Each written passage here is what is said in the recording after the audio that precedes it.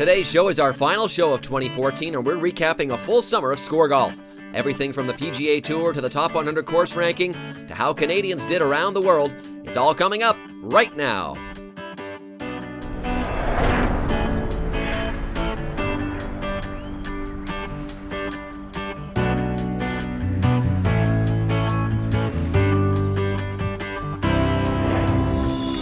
This is SCOREGolf, the voice of Canadian golf. SCOREGolf is brought to you by Adams Golf. Own the second shot. Molson Canadian 67, the official beer of the PGA of Canada and the RBC Canadian Open. Tourism Prince Edward Island.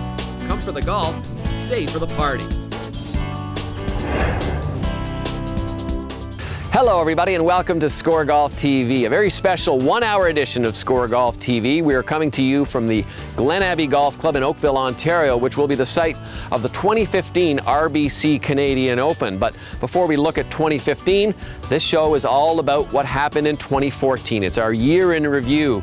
Jason Logan, the editor of SCOREGolf magazine, will be here. We'll have some conversations about the people who shaped and made 2014 and made it special, some Canadians, some international stars as well. But let's kick things off with a look back at 2014.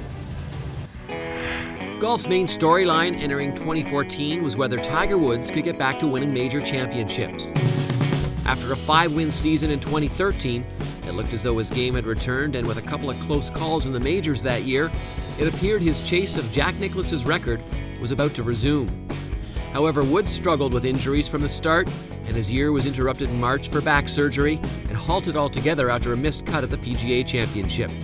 He had 0 wins, 0 top 10s, and barely cracked $100,000 in earnings. That left the door open for Rory McIlroy to take over the throne as the most electrifying and popular player in the world, an opportunity on which he capitalized once the summer arrived. First, McIlroy captured the Open Championship, which not only netted him a big check, but one for his father too. 10 years ago, Jerry McIlroy bet his son would win the Open before turning 26, getting 500-to-1 odds on a rather handsome wager. McIlroy followed his Open win with a WGC triumph at the Bridgestone Invitational, and then the PGA Championship at Valhalla, with an amazing finish in the dark. That cemented his status as the world's #1 player. Dominance and perseverance were the themes of the other major tournaments too. In April, Bubba Watson was on cruise control as he won the Masters and his second green jacket in 3 years. It was also his second win of the season, as he captured the Northern Trust Open at Riviera in January.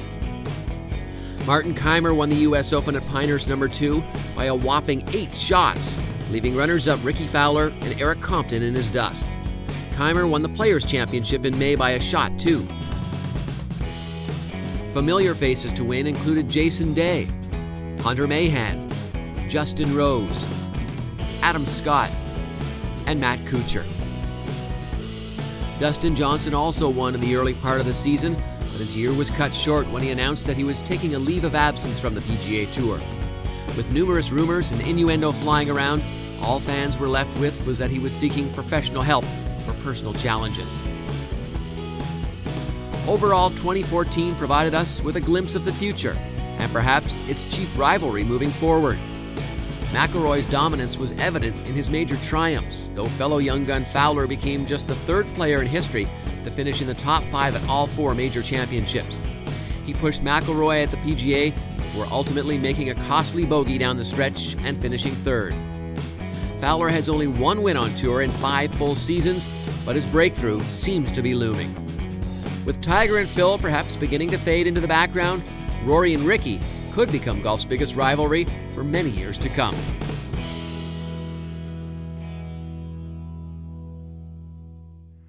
That's a brief look at the PGA Tour season that was, of course, a very eventful one. Joined now by Jason Logan, who's a very eventful guy when he's the editor of SCOREGolf magazine. And Jason, it's at this time of the year appropriate that we give our birdies and bogeys for the season. Why don't you start things off with your birdie? Sure. My birdie this year goes to Ricky Fowler. I think for a guy that came on tour, most people thought he was more about style than substance because of the flashy clothes and the motocrossing and the funny videos. But I think in going to Butch Harmon, he showed he was serious about the game, and that paid off this year. Top 10s top 5, sorry, in all 4 majors, a 3rd in the match play. He's really elevated his game to somebody that we now expect to contend week in and week out. All right, well, my birdie is going to go to a guy that you might not think would have it, but it's Jim Furyk. Jim Furyk was perhaps best known this year for being the guy who missed out on winning championships. However, if you look at his overall record, it's stellar. 10 top 10s, just one off the record. He did not miss a cut all year, and he did all of that, including winning $5 million by hitting it less than 280 yards. That's a pretty good average for a guy who is, with that funky swing, he's still getting it done even if he didn't happen to win those big tournaments. How about your bogey? Every year you can go down the list of the guys who didn't make it to the Tour Championship, and you look at the big names and it's usually about injuries or coaching changes or whatnot. Charles Schwartzel has been healthy now for the last 3 years, and he has not won on the PGA Tour since the Masters in 2011. When he pulled off that win in Augusta, I think every one of us thought it would only be a matter of time before he won another major and another. He looked that good. And now it's been 4 years since he was in the limelight. So for me, he's my bogey. All right, well, my bogey is going to go to Brandt Snedeker, a guy who I think many people thought would continue on his winning ways. Won 2 times, including the RBC Canadian Open right back here at Glen Abbey a year ago. Didn't win a tournament. Not only that, only had 3 top 10s and finished his year on a sad note by missing the cut in both FedEx Cup playoff events that he played in. He did make a late season coaching switch to Butch Harmon. We'll see if that pays off going into 2015. One guy, though, we didn't mention who did have a big year, a big comeback year, and perhaps the biggest comeback year was Rory McIlroy. Your thoughts on Rory? In a year that Tiger Woods was basically invisible, that Phil Mickelson didn't win, that Ernie Els continued to struggle, the very best thing that could have happened for the PGA Tour is Rory McIlroy rebounding to form. And I think with the way he played this summer, he's now approaching that level where even the casual golf fan wants to tune in to see him play. He is that mesmerizing when he's on, he's that flashy, he's that dominant, and he is not yet at the level that Tiger Woods once was, but he is approaching that, and I think that's great for golf. Should be quite a season when it gets going again and everyone regroups again at Augusta National to see if Rory can complete the career Grand Slam. When we return, we'll take a look at Tiger's injury-plagued season and his breakup with Canadian swing coach Sean Foley.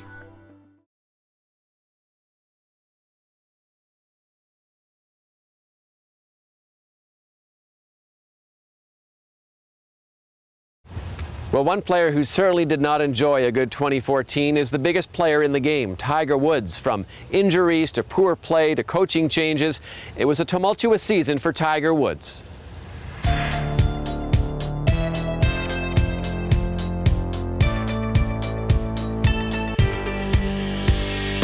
The 2013-2014 PGA Tour season is drawing to a close, and looking back, it's fair to say it never really got started for Tiger Woods. Plagued by chronic back pain for the majority of his campaign, Woods had a year to forget. He missed 2 majors, the Masters and the US Open, while recovering from a pinched nerve and at the same time popularizing the word microdiscectomy, the name of the procedure he underwent in March that shelved him for 3 months. And perhaps Woods' thirst for a major title caused him to rush his return. Displaying plenty of rust, he was a non-factor at the British Open, finishing 69th, and then missed the cut at the PGA Championship by 5 shots. Not exactly vintage Tiger. Those were just 2 of the 7 events Woods teed it up in this year, his fewest in 6 years since 2008's knee surgery. The limited play led to a career low in season earnings, just over $108,000. Not only did Woods strike out at the majors, his poor play when he was healthy left him way off form for the Ryder Cup. He prudently removed his name from consideration when he announced in August he would stay sidelined until the winter. And if Woods does recuperate his body and his game into major form next year, it'll be without the help of Canadian Sean Foley, with whom he decided to part ways. The swing guru from Burlington, Ontario, was the 38-year-old Woods' 3rd coach, and the pair had been working together since 2010. In a statement, Foley said, "It was a lifelong ambition to teach the best player of all time in our sport. I'm grateful for the things we had the opportunity to learn from one another, as well as the enduring friendship we've built. I have nothing but respect and admiration for him." Compared to Woods' previous stints with Butch Harmon and Hank Haney, the Foley era, much shorter than the other 2, was also much less fruitful. He helped Woods to almost $16 million and 8 PGA Tour victories, yet none of those included majors. Woods won the most majors working with Harmon, and accrued the most money under Haney. Since he's not expected back in action for a few months, former world number one will likely remain solo for the foreseeable future. It could be just a temporary solution, since many pros believe a swing coach is vital to maintaining good habits and making sound adjustments. Swing coach, some guys need him more than others, but at the end of the day, it just keeps you in check and helps you to kind of follow a good process in terms of what you want to accomplish. My swing coach, Scott Hamilton, we've been together now for about 6 years, and he's more than a swing coach to me. He's one of my best friends, and he's a great sounding board, and I probably wouldn't be here without him. If you're not happy with something, then you can kind of go back and talk to your swing coach and really kind of work things out and tweak things, just so that you're ready, not only physically but mentally for the tournament. Swing coaches are important, and just little things we're talking about. I made a really nice swing into the last hole, but it went 20 feet to the right, and just talking to him about why that happened, and maybe just paying a bit more attention to little things that sometimes you can skip over. I think sometimes a lot of swing coaches always look at the lines of the swing and the plane of the swing, but sometimes you forget the little details. It's often the simple things, and it all comes down to setup, and that's where you need someone else's pair of eyes to tell you if you are setting up how you feel you're setting up. I've always been a guy who's had a coach. I like an educated pair of eyes just to kind of keep me out of bad habits, and the more you play, you do kind of slip back into your old blueprints and your bad habits, so it's good to have someone to keep an eye on you. But it does become very repetitive, because at this point in my career I know what I do wrong, typically, and I pretty much have mechanisms to help me fix those errors. So how will Tiger's game be once the calendar flips to 2015? That's anyone's guess, but proving his doubters wrong and erasing his 2014 will surely be atop his to-do list.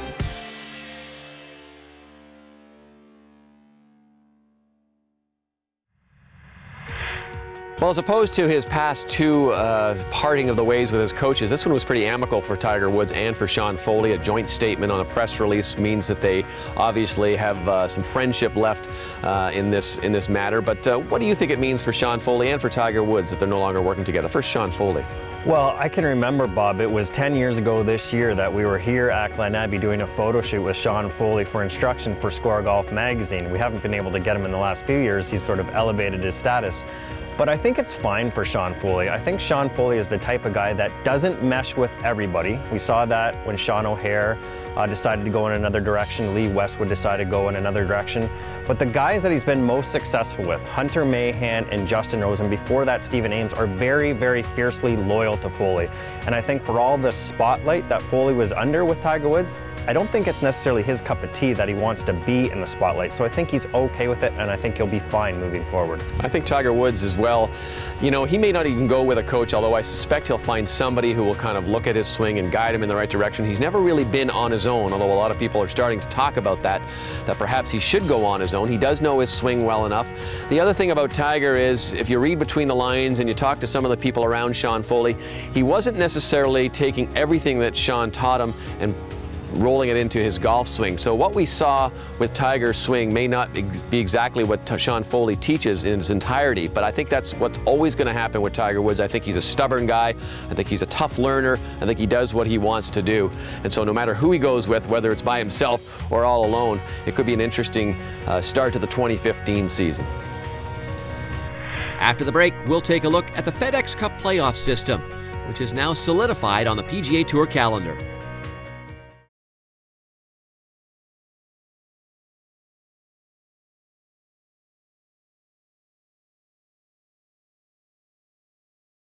The PGA Tour season these days has a finale, an ending. The FedEx Cup playoffs is what we know it as. It wasn't always that way, but now all the players have bought in and the excitement builds to a big culmination. Let's take a look now at the FedEx Cup playoffs. In 2005, finally fed up with its dwindling September TV ratings opposite college and NFL football, as well as its weak tournament fields, the PGA Tour decided its schedule needed a facelift. Backed by a major sponsor and a mammoth prize, the FedEx Cup playoffs and its $10 million winner's check were created. The first few years were a bit rocky as players, media, and fans struggled to adjust to the new setup. PGA Tour Player of the Year Tiger Woods capturing 2 of the first 3 editions helped and likely bolstered the format's credibility. Since then, though, the playoffs have been more dramatic. 4 different winners have been crowned in 4 years, starting with Jim Furyk, then Bill Haas, followed by Brandt Snedeker and Henrik Stenson a year ago. The year-long points system rewards players who perform consistently well throughout the season. But at the same time, the boatload of points up for grabs in each playoff event is an attractive treat for golfers who get hot down the stretch, making the current setup one in which players are happy.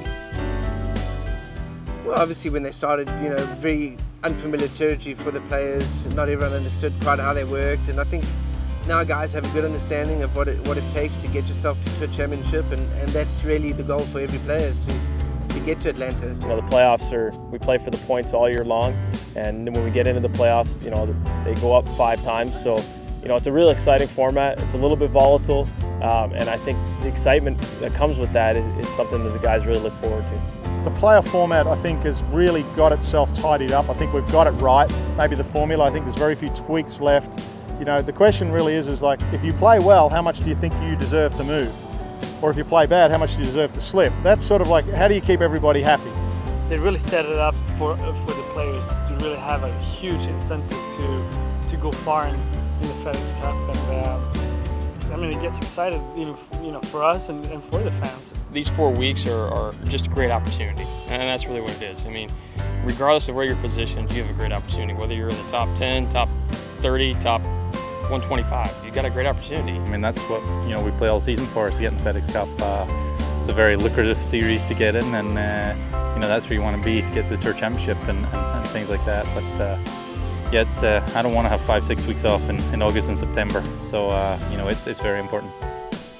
With so much on the line, it can be easy for players to get caught up in the clutch, and thoughts of financial stability or an unrestricted schedule can be tough to block out. But each player agrees you have to stay mentally tough. I think the guys, get real excited about the opportunity to play well in advance.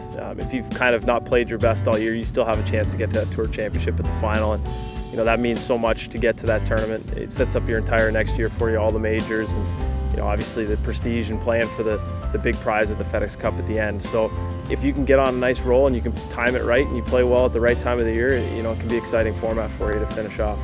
It's more about just playing each tournament with the right process of taking each shot as it comes, and not getting ahead of yourself and thinking too much of, on a Thursday stepping on that first tee, I'd love to play well here and move up the FedEx Cup. I think it's just really keeping that one shot in front of you at all times. Each tournament is its own tournament, and you just play like the golf course how it's supposed to be played, and that's how you win golf tournaments. You just got to go out there and play and prepare well. I think I've been doing that, and you prepare well and you go out and play and try and play as free as you can. I'll try to just continue to play my game and put a good score each day, and if you can do that, you'll be in the hunt for the week and you get enough points to keep the party rolling. I think we all, we're all professional golfers, and we know that the best way to perform is just to kind of take it one shot at a time, and there's a little bit more pressure, I guess, added, and you kind of put it on yourself, but at the same time it's just golf, and you just have to believe in your abilities and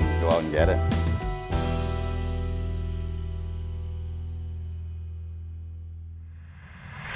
Well, as that piece pointed out, the FedEx Cup really did start off on a bumpy road, but it seems to have solidified. It seems to be smooth sailing now, and I think everybody's bought into it. Would you agree? Yeah, as you said, I remember going back in 2008 when Vijay Singh won the FedEx Cup. He had wrapped up that $10 million bonus even before teeing off in the Tour Championship, and all he had to do was not disqualify himself for WD. And I remember being in Atlanta, and you've never seen a man so giddy in a Wednesday press conference. But I think over the years they've gotten to a point where everybody accepts FedEx Cup for what it is.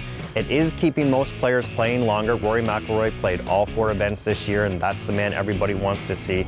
And at the end of the day, you had 3 playoff winners and 2 guys who are multiple winners on tour this year, controlling their own destiny heading to Atlanta. So it's never going to be perfect. Everyone's always going to point on a flaw with the point system.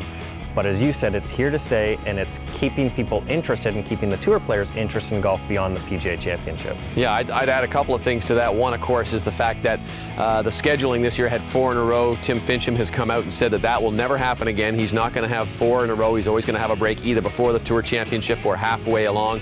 I think the best thing for me was that you get 2 races that you're watching. You're watching who is going to try to win the tournament, and you're also watching who's going to try and make it to the next level. And so, as Graham Dillette, for instance, was trying to cut down and make it to the Tour Championship, he was right on the bubble. It was interesting to watch with every swing how his number floated up and down, and so that part of it I think is a little bit that gets overlooked as well. But all in all, I don't know if anybody understands how the points are awarded, how they earn it, where they finish, but they do follow it, and as you say, it is here to stay. Just around the corner, ScoreGolf will look at how the Canadians fared on all the tours across North America.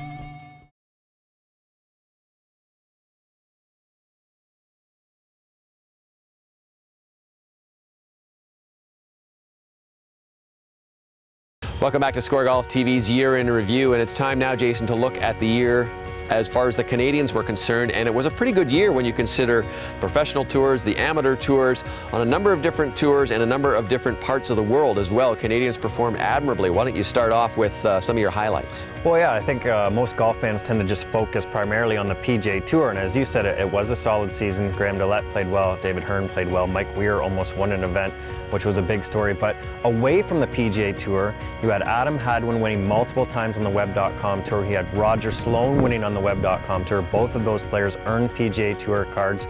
And on the amateur level, Bob, Brooke Henderson, the way she played at the U.S. Women's Amateur, a runner-up. Corey Connors was a runner-up at the Men's Amateur. The World Amateur teams both played excellent overseas. Brooke Henderson was the top amateur in the U.S. Women's Open. So it wasn't just about PGA Tour success this year. It was the Web.com Tour and the amateur scene where Canadians really excelled. Let's take a little look at some of the standouts. You mentioned Brooke Henderson, obviously, who had a tremendous year. But let's start off with Graham Dillette. And obviously, Graham Dillette didn't get his win that a lot of people were looking for. I think he was looking for it, and so on that level, it might be a little bit disappointing.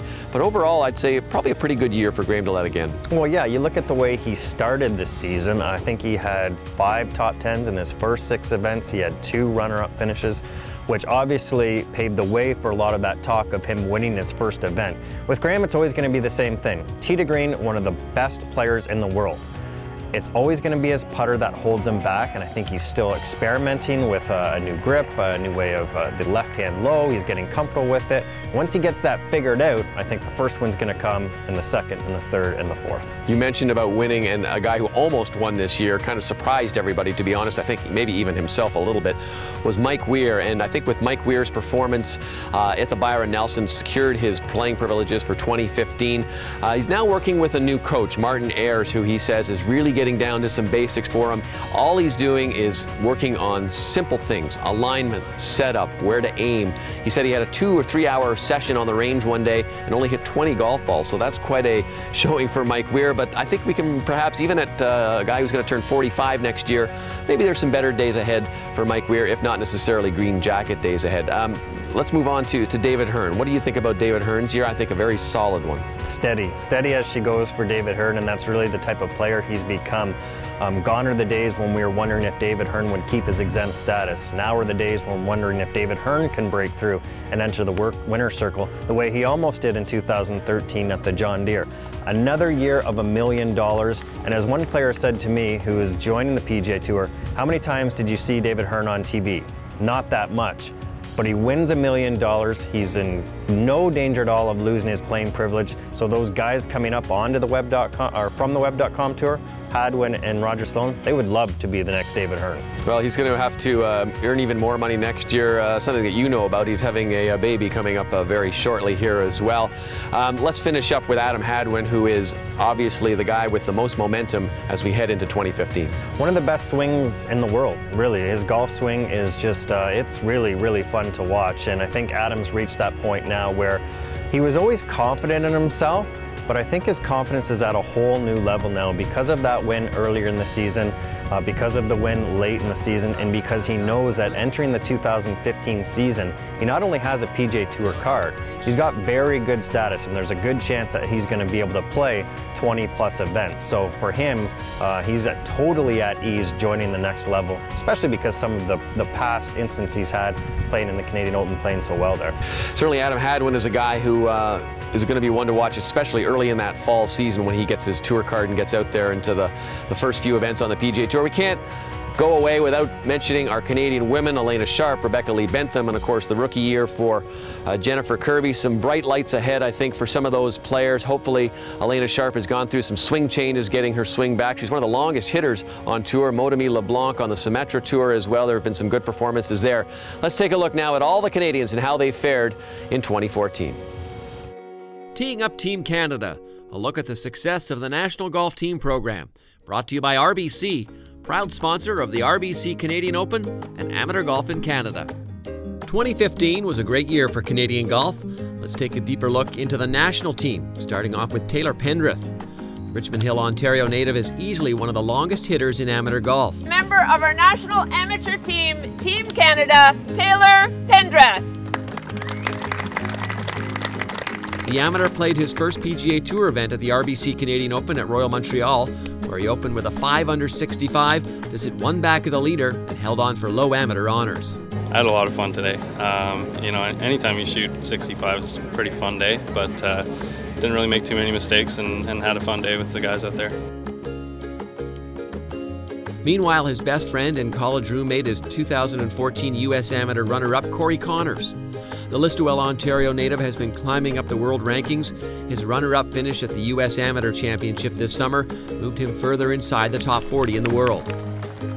That second-place finish came a year after he lost in the semifinals. Connors had been contemplating turning pro this fall, but after locking up spots in the 2015 Masters and U.S. Open, those plans have been put on hold. Chris Hemrick might have been a surprise addition to the Golf Canada spotlight 2 years ago, but he sure grew comfortable with it quickly.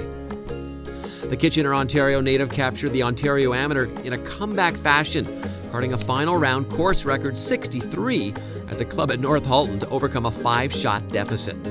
My iron play is solid, and so is my putting and chipping. It's I'd say the biggest thing I need to work on is driving the ball. He competed in the RBC Canadian Open at Royal Montreal. But the biggest news for this star was making an immediate impact on PGA Tour Canada. After turning pro, Chris played on sponsors' invitations and came top 10 in his first 2 events. The Westmount Golf and Country Club member locked up his playing privileges for the 2015 PGA Tour Canada season with his fine play.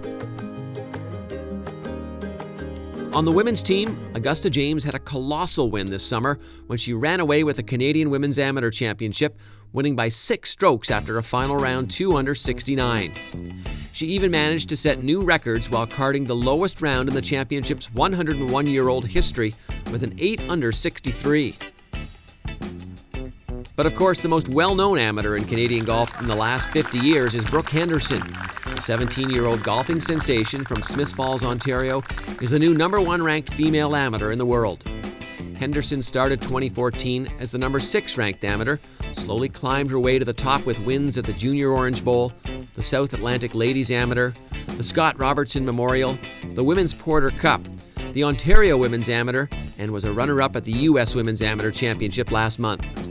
Henderson does it all, including when she competes with the pros. She claimed the top amateur honors at the U.S. Women's Open and won the PGA Women's Championship of Canada. The Canadian national team is a great program. I have 2 swing coaches, Tristan Mullally and Ann Carroll. I have a fitness trainer, a psychologist, a physiotherapist, nutritionist, so I'm well taken care of, and it's a lot of fun just being with my teammates, traveling around, playing tournaments, and playing at the highest level I can as an amateur. So it's really exciting, and I owe a lot to Team Canada for the success that I've had. Henderson now has 4 LPGA events under her belt this summer and has made the cut in every event she's played. While she's verbally committed to play at the University of Florida in 2015, you have to wonder when she will take her plunge and turn professional. Speaking of professionals, there will be more Canucks on the PGA Tour next year, Adam Hadwin and Roger Sloan. Hadwin, a graduate of the program, was among the first 25 recipients of PGA Tour cards available via the Web.com Tour. You know, they've done some great things for the up and coming juniors and amateurs in Canada, and sort of set this path and of how to get us to the next level, and they certainly provided me with many opportunities that I wouldn't have had otherwise. The national team program is just over 10 years old now, and without a doubt we are seeing how beneficial it's become in creating top prospects for professional golf.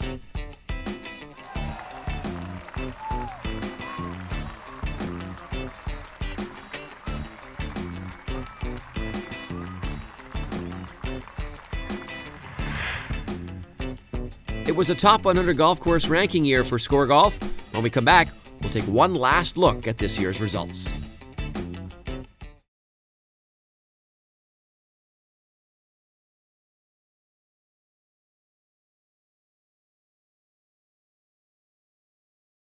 Welcome back. Well, 2014 was a big year for SCOREGolf in that it was the biennial ranking of the top 100 golf courses in Canada. And I'd say about maybe 6 years ago, I gracefully handed the duties over to you, Jason, and you have taken the ball and run with it.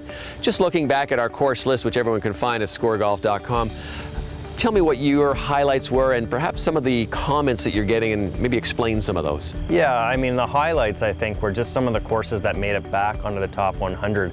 And the reason that courses are coming back onto the top 100 is because it works on a 4-year rolling cycle, basically, and you have to have 10 ratings from our panelists over those 4 years to be eligible.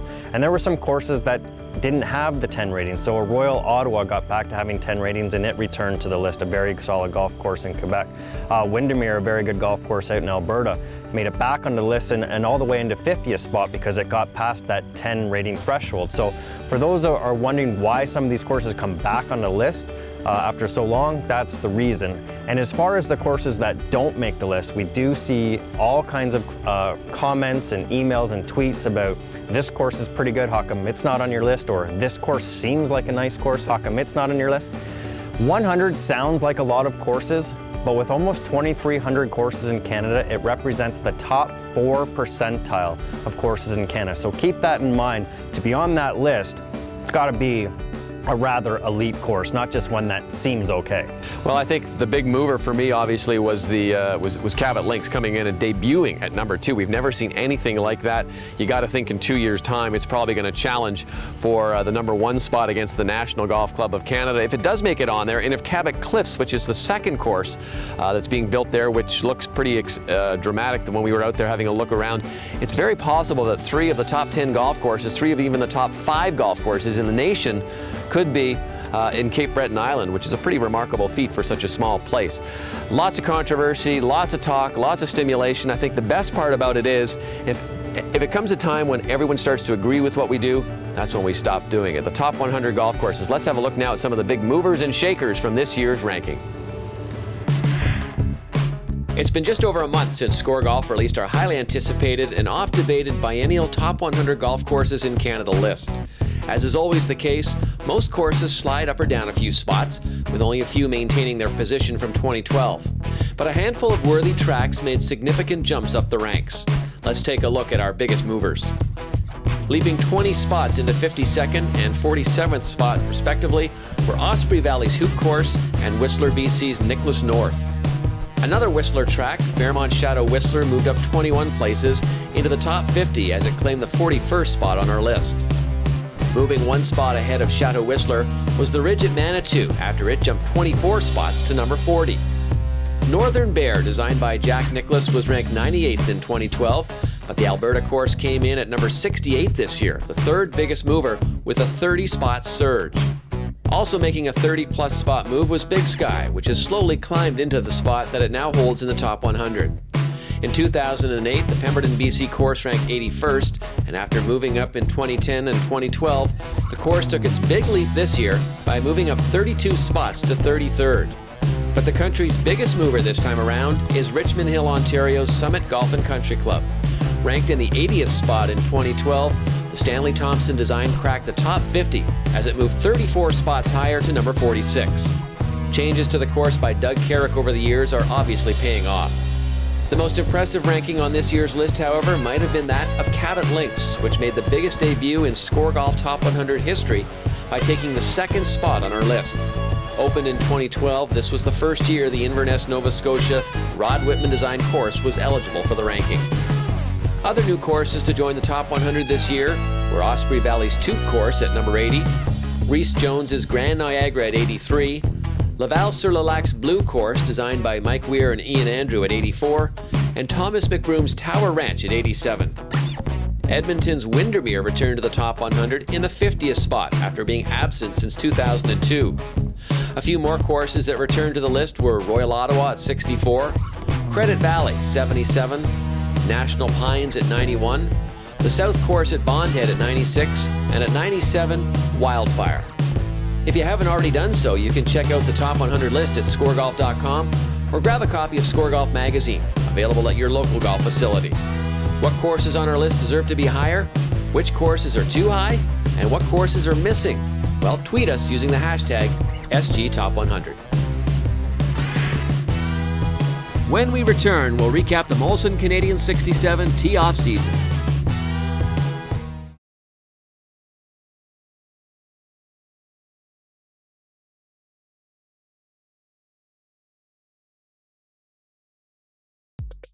We're out at Glen Abbey here at the 18th hole. This is roughly about the spot where Tiger Woods hit his famous 6-iron to win the 2000 Canadian Open. And I'm joined by the legend herself. Here she is, Canadian Golf Hall of Famer, Order of Canada, winner of major championships. Here she is, Sandra Post. And Sandra, you and I are going to sneak up on some golfers this afternoon here at Glen Abbey and let them hit the new Adams Tight Lies. But tell me about these clubs. Well, this is the newest and the best. This is the new term that you better get used to this year. It's called the ghost slots. You see there's a little slot there and a slot under there. You combine that with the triangular sole plate and guess what? It's like a springboard. It's really easy to get the golf ball in the air. And a hole like this, you better keep the ball in the air. That's what Tiger did. We'll see if they can hit the same kind of shot with Tiger with using these brand new Adams golf clubs. So we're going to sneak up on some people and ambush them. Let's have some fun. Hey guys, stop you for a sec. How'd you like to try test drive a new club from Adams right now? It's not even on the market yet. It's coming out in October. It's the new Tight Lies, and I just want to show you a little bit about it. It's amazing. It's called ghost slots. They're here and they're here. That helps the ball to get in the air. And again, with this titanium sort of triangular sole plate, it really also helps you to easily get the ball in the air. Sounds good. Try your second shot with that one. Wow, look at that shot. Look at that. Good, really good shot. How'd it feel? Very nice. Very nice, yeah. Like it, yeah. Wow. That's on a rope. How good Looks is that? pretty good. Felt pretty good? Absolutely. I went over the green. See, you're over the green. And just it went as straight as an arrow. Honestly, I nuked that. Yeah, you did. Yeah, that was very, very pleasing. I guess I got a new 3-wood. I guess you do. Oh, really? Enjoy. Wow, cheers. Thank you. Yeah, no problem. Wow. Whoa, look at that. How did it feel off the club face? It's very good. Oh, look at that. Oh, beautiful. This could be right at the stick. That's This right looks like it could be the Tiger Woods shot. Oh, maybe. There we go. Look at that. Very nice. Can I play that? How did it feel off? Felt great. Yeah. What did you like about it? You got through the ball quite nicely. So, and then when you're hitting into the wind from 200 yards, there's always puts a smile on your face when it hits the green. Over there's your club. Enjoy. Thanks, guys. Okay, take care. What we want you to do right now, if you wouldn't mind, is just try this Adams club, okay? I want you to try this new Tight Lies. It's new technology. It's a new golf club for you, and just tell me how you think it feels when you hit the shot. Really good swing. How'd that feel? Did you like? Yeah, it was great. You want to hit another one? Yeah, I do. Okay. Wow. Not a girl. Holy Look at that smoke. one. So, gals, enjoy the club. Those are for you. Yeah, that's so good, that shot. There you go, enjoy. You're welcome. Well, Sandra, that was kind of fun. We got some people to try the new club, even though they weren't really all that sure about it, but it certainly seemed to work for most of them, don't you think? Yeah, they were really eager to try, which I was thrilled, and then their reaction when they hit those great shots. And I mean, this is all the new technology, and it can really, really help your game, and it's just so much fun to help people. Adams Tight Lies own the second shot. Our Adams ambush wasn't the only ambush done by TaylorMade Adidas Golf this season. Back in July at the RBC Canadian Open, I had the chance to hang out with a bunch of lucky fans as Mike Weir surprised them with a lunch date. TaylorMade grabbed a few fans from the gallery and gave them a day to remember that included lunch with Mike, plenty of free clothing and gear, and finally, tips on the range with PGA Tour stars Martin Laird and Camilo Villegas.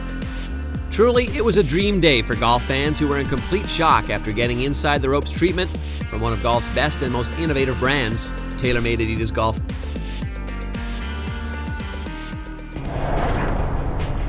The Tee-Off season is brought to you by Molson Canadian 67.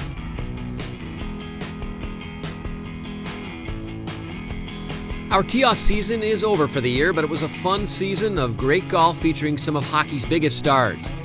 This year started off with a bang as TSN's Jeff O'Neill hosted Ray Emery and Corey Conacher in a match play at Mississauga Golf and Country Club.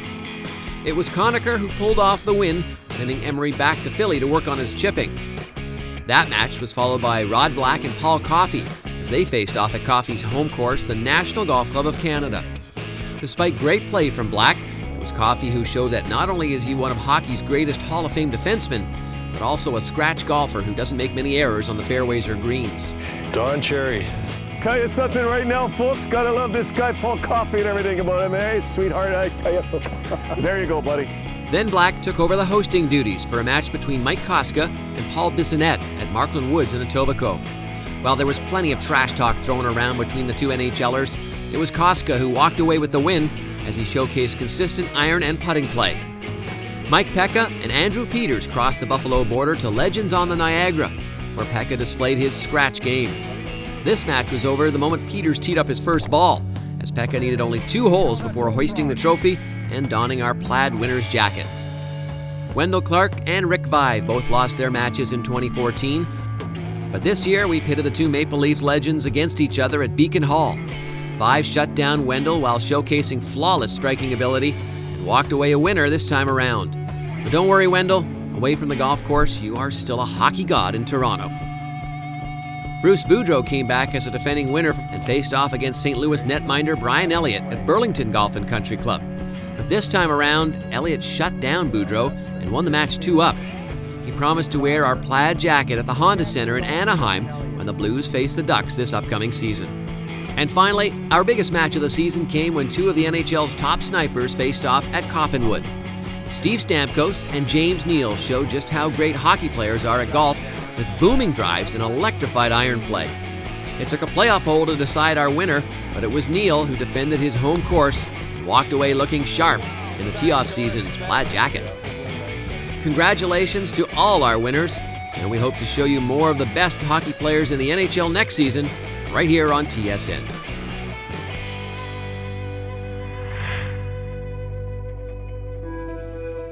As the summer sun cools off and the leaves of autumn fall to the ground, one thing is clear for golfers: the 2014 playing season is coming to an end. But if you're looking for a winter getaway down south, we may have the perfect solution. Quail Creek Country Club in Naples, Florida is the finest private member-owned full-service country club in the region, and they're looking for Canadians to come for a visit. The recently renovated course features numerous new bunkers and greens with 36 holes of championship golf. Residency is not required to be a member either, as 70% of members live off campus. This course is all about a relaxed, casual attitude, traditional golf values, welcoming staff, and the opportunity to create lifelong friendships. Away from the course, there are plenty of other activities to take in, from tennis to bocce ball. The club features an amazing spa and wellness center. And after a round of golf, an incredible open-air dining experience awaits. Young or old, Quail Creek is a destination for all snowbirds who want to continue driving balls throughout the winter months. We're just about ready to wrap up another season of SCOREGolf TV, but not before we talk about what to expect in the upcoming 2015 season.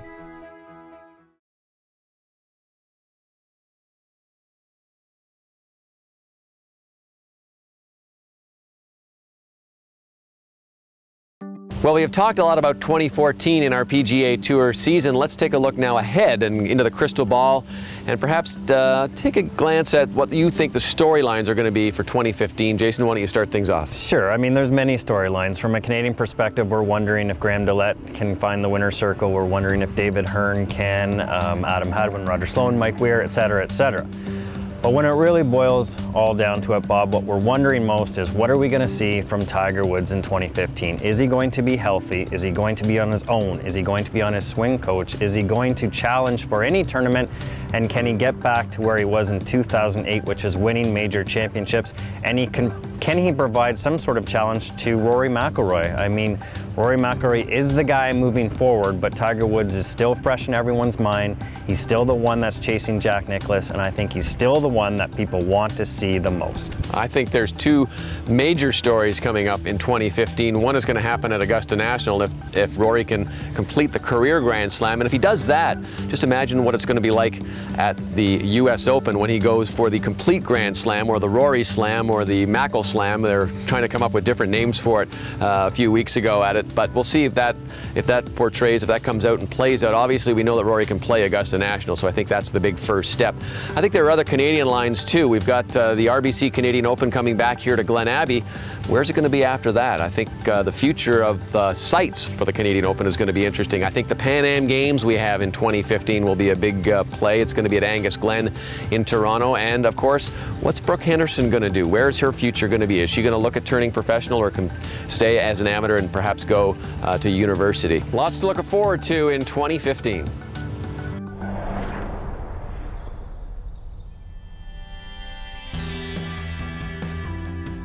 Hi, I'm Clint McCormick here at Salem Ridge Golf and Academy. And one thing that I see so often with my students is an incomplete follow-through. So I like to just go through that with you quickly and show you what a nice follow-through should be. This is really going to help you with full ball striking ability and also great consistency. Right? One thing that we're really going to focus on here today is making sure that we get completely off this back foot. Right? What that does is going to focus on our hip and make sure that our hip is turning all the way through. I always say shirt buttons and belt buckle, making sure that those two items of your body are completely facing the target by the end. What you do with that afterwards with the club is really up to you. Everyone's going to have their own unique follow-through position. But as long as all of your weight is on that left foot and we get our hip completely turned through with our back foot off the ground, then we're going to be increasing our ball striking, and you're probably going to end up hitting it a little bit further too. Shirt buttons, belt buckle, all pointing towards the target. For more professional advice like this, come see me here at Salem Ridge Golf and Academy. Week Speaks brought to you by Bushnell, the undisputed #1 laser rangefinder in professional golf. Well, with all the great success that our professional golfers had in 2014, from Adam Hadwin winning twice and Roger Sloan winning, the great play of Mike Weir at the Byron Nelson, and of course the outstanding play of David Hearn and Graham Dillette, I think this is really the year that'll be remembered for our amateur golfers. Look at the great performances of those non-professionals, of course headed up by Brooke Henderson, the #1 ranked amateur golfer in the world. But how about Taylor Pendrith, almost leading the RBC Canadian Open after the first round? How about Corey Connors, almost winning that US Men's Amateur? Look at the outstanding performances of these young Canadians. It really will go down as a year that we can remember for the amateur golfers in Canada. That's all the time we have for our year in review. Hope you've enjoyed it. We'll look for you next time right here on ScoreGolf TV. Clothing provided by Ashworth. All we do is golf.